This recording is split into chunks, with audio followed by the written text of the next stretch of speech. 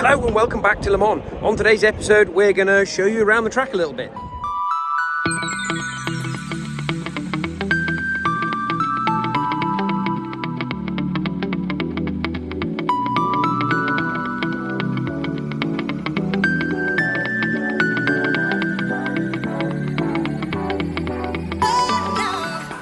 So I am starting today's video on the first tickets campsite, which, as you can tell, is quite close into the track because you can see the Ferris wheel here, and sort of behind us here is the Porsche Centre, and up this way is the start finish. Unfortunately, our campsite has now been taken over for all the media centre because they've moved the media centre out to put in a big concert festival thing.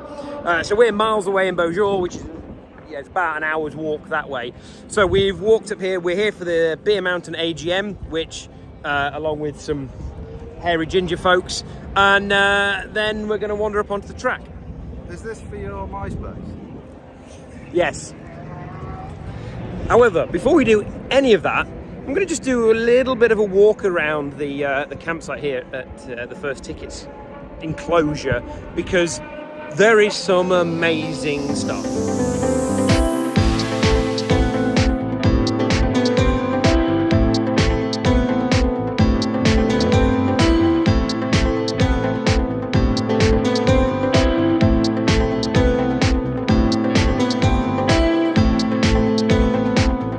So quite an eclectic collection of amazing vehicles, but there's one car that I really like, and out of all of those is this. It's a perfect, very early 996 Gen 1 with the Gingicators, Carrera 2 manual. Perfect. That's the car I want next.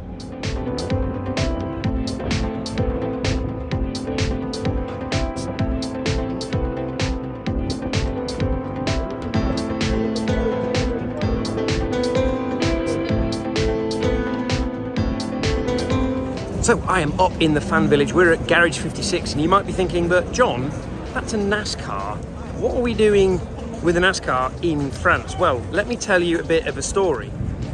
So Garage 56 is an odd little addition to the 24 Hours of Le Mans. It isn't in any one of the classes. It is completely experimental. So its purpose is not to be LMP1, LMP2, GT, any of that, just to try new things. So it's done all sorts of stuff, from completely different types of chassis. Some people that are familiar might remember the Nissan Delta Wing, which was like a almost triangular stealth looking thing they tried for a few years. Different types of engines, so they've tried hydrogen propulsion, they've tried battery electric, they tried some of the early hybrid systems in Garage 56.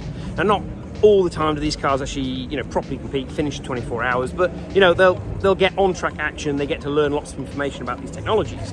And this year's innovation is to bring a NASCAR and see whether a NASCAR can complete 24 hours. Now, this isn't the first time this has happened. It actually happened back in the 70s when a group of Americans brought a whole load of NASCARs over to have a go at running the 24 hours. Now, obviously, it can't be exactly a NASCAR like for like. It has to have a few modifications because NASCAR run without any headlights, without any rear lights, without wipers, all these sorts of things. So they're not completely a direct NASCAR. This isn't. Well, this one here actually is, but the one that's on the track isn't an actual NASCAR, but it's very similar. So they're hoping to do a bit of cross-pollination, a bit of a tie into the 1970s previous running of NASCARs here at the 24 Hours, and also just, do something different. The added bonus, the NASCAR with its whopping great big V8 sounds incredible. Right, let's have a look around a bit more of this little fan village.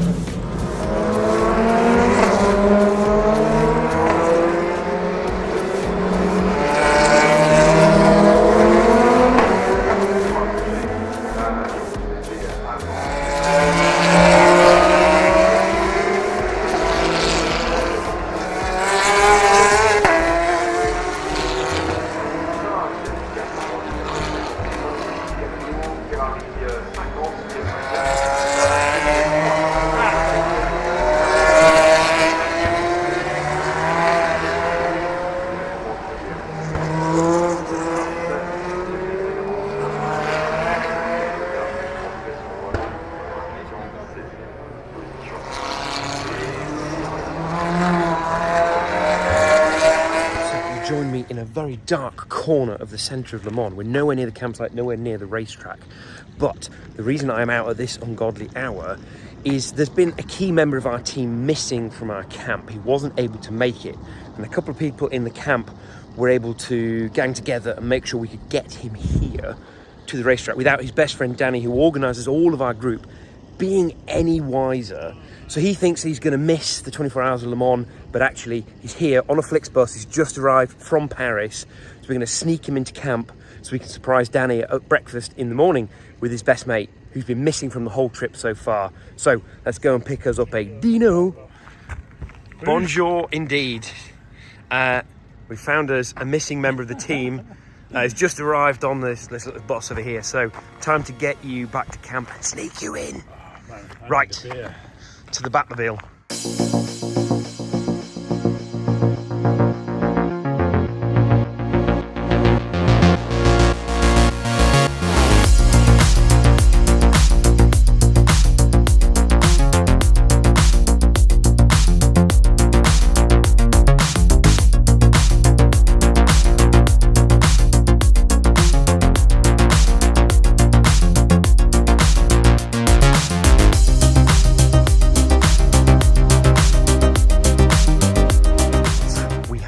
Site. Now we're going to go and surprise Danny, even though it's 2 o'clock in the morning. It's like unzipping the girl's pants for the first time.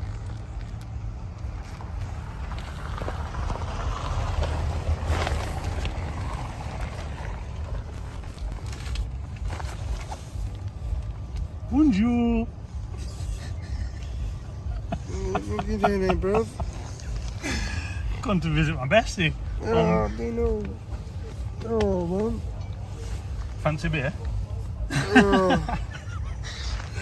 Bonjour. Sorry, it's only 2:30 in the morning. He said he just arrived.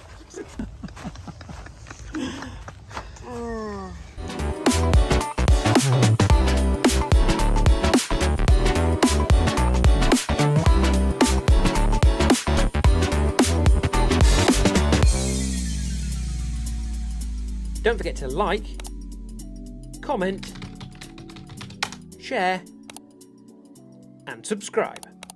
Thank you for watching. 52.376 respect for that. That's a good lap time by anyone's standards, let alone a bronze gentleman driver. Gonna go back to 1973 for the last Ferrari pole here on Toro Rosario in a 312 PB. 337.5. That was an average speed of 225.7 kilometers, which is about 140, nearly 150 miles an hour back in those days. And Ferrari not been in the top class for 50 years. That is a real headline, as it was at Sebring. We knew the cars had, but now that's not even a tenth of the job, Johnny Morland. They've got to keep that car going for 24 hours, and they've got to keep its strategy right. In terms of the race, it's almost irrelevant. But in terms of Ferrari being back at Le Mans, going for the overall win, for their PR, for their press, for the continued success of the program, We're in our headroom for the in the funding, tent. for the future of the program, all of those.